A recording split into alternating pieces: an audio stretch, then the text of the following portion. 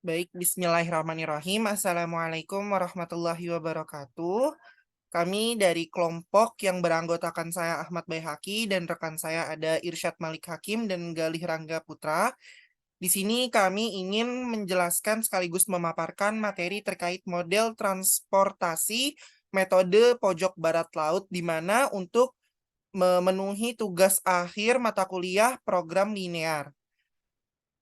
Lanjut, Galih. Untuk outline presentasi kita pada hari ini, yang pertama itu ada model transportasi, lalu ada definisi dan aplikasi transportasi, lalu yang ketiga keseimbangan model transportasi, yang keempat ada metode sudut barat laut, yang kelima ada contoh soal, dan yang terakhir ada latihan dari model transportasi, metode sudut barat lautnya. Lanjut, Gili. Baik, untuk model transportasi sendiri merupakan salah satu kasus khusus dari persoalan pemrograman linear. Jadi model transportasi ini pada dasarnya merupakan sebuah program linear yang dapat dipecahkan oleh metode simplex yang biasa, tetapi strukturnya yang khusus memungkinkan pengembangan sebuah prosedur pemecahan yang disebut teknik transportasi yang lebih efisien dalam hal perhitungan. Nah, untuk definisi dan aplikasi dari model transportasinya sendiri, dalam bagian ini akan disajikan definisi dari model transportasi. Kemudian menjabarkan beberapa variasi dari model ini yang memperluas ruang lingkup aplikasinya ke berbagai masalah yang lebih luas di dunia nyata. Persoalan transportasi bakal membahas masalah pendistribusian suatu komoditas atau produk dari sejumlah sumber atau supply kepada sejumlah tujuan atau demand dengan tujuan meminimumkan ongkos pengangkutan yang terjadi. Nah, data dalam model ini mencakup dua hal. Yang pertama itu ada tingkat penawaran di setiap sumber dan jumlah permintaan di setiap tujuan. Lalu yang kedua itu ada biaya transportasi per unit barang dari setiap sumber ke setiap tujuan. Nah, karena hanya terdapat satu barang, sebuah tujuan dapat menerima permintaannya dari satu sumber atau lebih. Tujuan dari model ini nih adalah menentukan jumlah yang harus dikirimkan dari setiap sumber ke setiap tujuan sedemikian rupa sehingga biaya transportasi itu dapat total diminimumkan. Nah, berguna untuk memecahkan permasalahan distribusi atau alokasi, memecahkan permasalahan bisnis lainnya, seperti masalah-masalah yang meliputi pengiklanan, pembelanjaan modal atau capital financing, dan alokasi dana untuk investasi, analisis lokasi, keseimbangan lini perakitan, dan perencanaan scheduling produksi. Lanjut ke ciri-ciri khusus persoalan transportasi ini adalah yang pertama itu ada terdapat sejumlah sumber dan sejumlah tujuan tertentu. Yang kedua itu ada kuantitas komoditas atau barang yang didistribusikan dari setiap sumber dan yang diminta oleh setiap tujuan besarnya tertentu. Nah, yang ketiga itu ada komoditas yang dikirim atau diangkut dari suatu sumber ke suatu tujuan, besarnya sesuai dengan permintaan dan atau kapasitas sumber. Lalu yang terakhir ini, yang keempat, ada ongkos pengangkutan kapasitas dari suatu sumber ke suatu tujuan besarnya tertentu. Baik, untuk slide selanjutnya akan dipaparkan oleh rekan saya yaitu Irsyad Malik Hakim. Baik, terima kasih Baik Haki. Melanjutkan pembahasan tadi, gambar di samping ini memperlihatkan sebuah model transportasi dari sebuah jaringan dengan M sumber dan N tujuan. Sebuah sumber dan tujuan diwakili dengan sebuah node. Busur yang menghubungkan sebuah sumber dan sebuah tujuan mewakili rute pengiriman barang tersebut. Jumlah penawaran di sumber I adalah AI dan permintaan di tujuan J adalah BJ. Biaya unit transportasi antara sumber I dan tujuan J adalah CIJ dan XIJ, mewakili jumlah barang yang dikirimkan dari sumber I ke tujuan J. Maka model LP yang mewakili masalah transportasi ini diketahui secara umum sebagai berikut. AI itu adalah jumlah suplai pada sumber I, BJ adalah jumlah permintaan pada tujuan J, CIJ adalah harga satuan transportasi antar sumber I dan tujuan J. Nah, dengan demikian, maka formulasi program linearnya adalah sebagai berikut. Minimumkan Z sama dengan M sigma I sama dengan 1, N sigma J sama dengan 1 CIJ XIJ. Dengan batasan N sigma J sama dengan 1 XIJ kurang dari sama dengan AI, I sama dengan 1,2, titik-titik sampai dengan M. Lalu M sigma I sama dengan 1, XIJ lebih besar sama dengan BJ, di mana I-nya pun juga sama, 1, 2, lalu sampai M. XIJ lebih besar sama dengan dari 0 untuk semua I dan J. Kelompok batasan pertama menetapkan bahwa jumlah pengiriman dari sebuah sumber tidak dapat melebihi penawarannya. Demikian pula, kelompok batasan kedua mengharuskan bahwa jumlah pengiriman ke sebuah tujuan harus memenuhi permintaannya. Lanjut. Nah, dalam bentuk tabel dapat disajikan seperti pada gambar seperti ini. Oke, bisa lanjut. Nah, lalu masuk ke dalam keseimbangan model transportasi. Suatu model transportasi dikatakan seimbang apabila total supply sama dengan total demand. Dengan kata lain, M sigma I sama dengan 1 AI sama dengan N sigma J sama dengan 1 BI.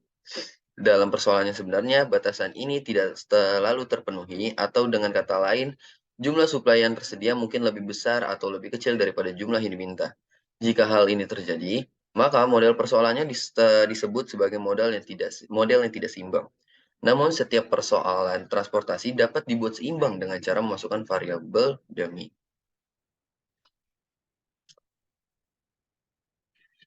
Baik. Mungkin ini bisa dilanjutkan oleh rekan saya, Gali Rangga Putra. Baik, terima kasih Irsyad Malik Hakim. Kita lanjut ke metode sudut barat laut atau Northwest Corner Method. Pengalokasian awal ditempatkan pada sel pojok kiri atas, Northwest Corner. Jumlah yang dialokasikan adalah jumlah yang paling memungkinkan terbatas pada batasan supply dan permintaan untuk sel tersebut. Langkah-langkahnya sendiri, yang pertama, alokasikan sebanyak mungkin ke sel pojok kiri atas, disesuaikan dengan batas supply dan permintaan. Yang kedua, alokasikan sebanyak mungkin ke sel visible berikutnya yang berdekatan. Yang ketiga, ulangi langkah kedua sampai semuanya terpenuhi. Perlu diingat, solusi awal matriks transportasi disebut variable jika jumlah sel terisi adalah M plus N min 1, di mana M sama dengan jumlah baris dan N adalah jumlah kolom. Jika sel terisi kurang dari M plus N min 1, maka perlu ditambahkan sel dummy dengan alokasi sebanyak 0 pada sel kosong yang memiliki ongkos terkecil. Selanjutnya ada contoh soal.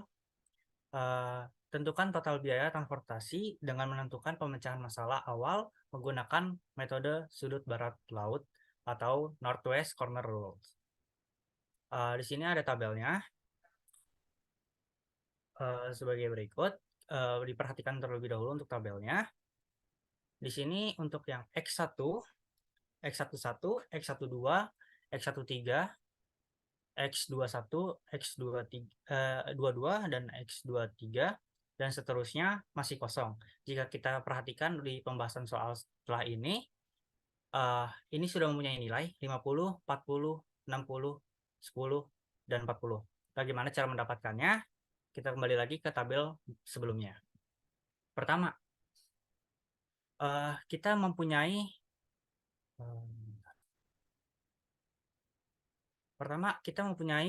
Jakarta sendiri mempunyai supply yaitu 90. Mempunyai supply yaitu 90, dan Bekasi mempunyai supply 60, dan Tangerang mempunyai supply 50. Lalu Cirebon sendiri mempunyai permintaan yaitu 50, Bandung 110, dan Sukabumi 10. Jadi maksudnya bagaimana? Untuk Jakarta, di baris Jakarta, untuk yang Jakarta yang ini, dan ini, jumlahnya harus 90, tidak boleh lebih ataupun kurang. Begitu pula yang Bekasi dan Tangerang. Lalu untuk kita melihat dari bagian kolom, yang Cirebon, Bandung, dan Sukabumi, Cirebon harus 50, permintaannya karena 50, jadi di kolom Cirebon harus 50, tidak boleh kurang ataupun lebih. Seperti itu. Bandung dan Sukabumi juga seperti itu. Lalu bagaimana cara menghitungnya? Kita masuk ke langkah-langkah sebelumnya. Yang pertama adalah alokasikan sebanyak mungkin sel pojok kiri ke sel pojok kiri atas disesuaikan dengan batas supply dan permintaan. Nah, Cirebon sendiri mempunyai permintaan 50 dan Jakarta mempunyai supply 90. Berarti di sini Cirebon harus 50 di sini. Nah, karena Cirebon sini sudah mendapatkan 50 permintaannya, berarti untuk Jakarta sisanya adalah 90 dikurang 50. Maka sisanya sendiri adalah 40. Lalu kita masuk ke langkah kedua. Langkah keduanya adalah alokasikan sebanyak mungkin ke sel fleksibel berikutnya yang berdekatan. Yang berdekatan dengan Cirebon sendiri adalah Bandung. Maka kita mulai dari Bandung. Di Bandung sendiri, kita mempunyai permintaan yaitu 110. Sedangkan untuk di Jakarta, kita hanya mempunyai supply sisa 40 doang. Maka di sini di X12 kita tulis di sini 40. Maka untuk yang supply Jakarta sudah habis. Di sini supply Jakartanya dikurang 40 kembali sama dengan 0 atau habis. Maka kalau misalkan baris Jakartanya sudah habis, maka yang Sukabumi tidak mendapatkan permintaan tersebut dari Jakarta. Maka kita bisa menuliskan dengan X ataupun kalian bisa menuliskan dengan angka 0 aja, seperti itu.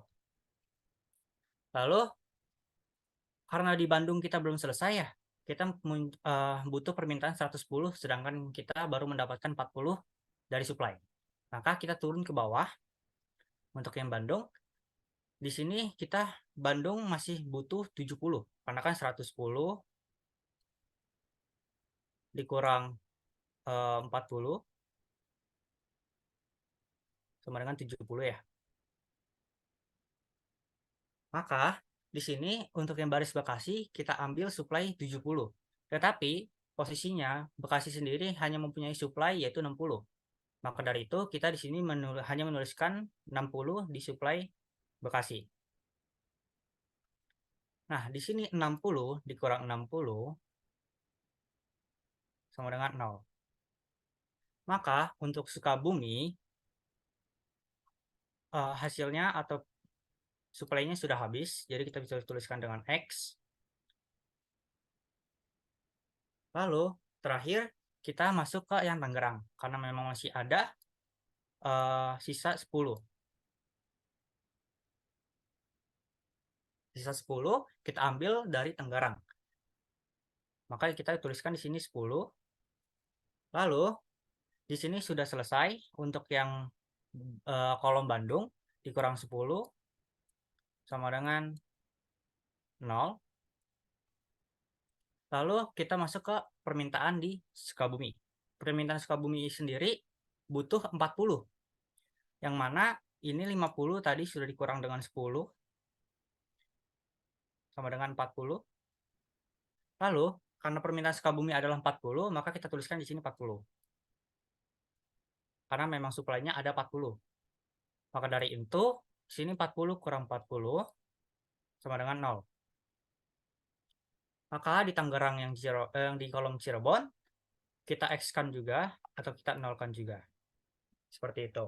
Ini untuk mendapatkan nilainya. Sampai sini dipahami dulu, kita akan lanjut ke cara berikutnya. Itu lagi. Oke, kita lanjut ke pembahasan selanjutnya. Di sini kita langsung cek kelayakan. Di sini cek kelayakannya simple aja.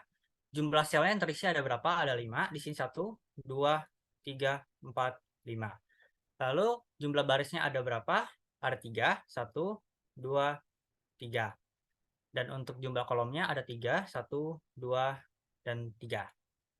Maka M plus N min 1 sama dengan 3 plus 3 min 1 sama dengan 5. Maka fungsi awal tersebut adalah visible atau layak karena jumlah sel itu terisi. Nah, kita cari total cost-nya nih. Gimana cara mencari total cost-nya? Simpel aja. Kita tinggal kalikan aja. 50 dikali dengan 20, 40 dikalikan dengan 5, 60 dikalikan dengan 20, dan 10 dikalikan dengan 10, lalu 40 dikalikan dengan 19. Kenapa yang X ini tidak dikalikan? Karena X ini kan nilainya 0 tadi ya. Jadi tidak perlu dikalikan ke 8 ataupun 10 dan lain sebagainya. Lalu kita hitung hasilnya yaitu 3260. Sampai sini dipahami? Baik, kita lanjut ke latihan soal. Di sini ada latihan soal. Kalian bisa mencoba mengerjakannya. Nanti untuk jawabannya bisa coba di komen di bawah aja. Untuk jawabannya akan kita coba untuk koreksi jika memang ada yang salah. Selanjutnya, terima kasih. Kurang lebihnya mohon maaf dari video ini. Wassalamualaikum warahmatullahi wabarakatuh.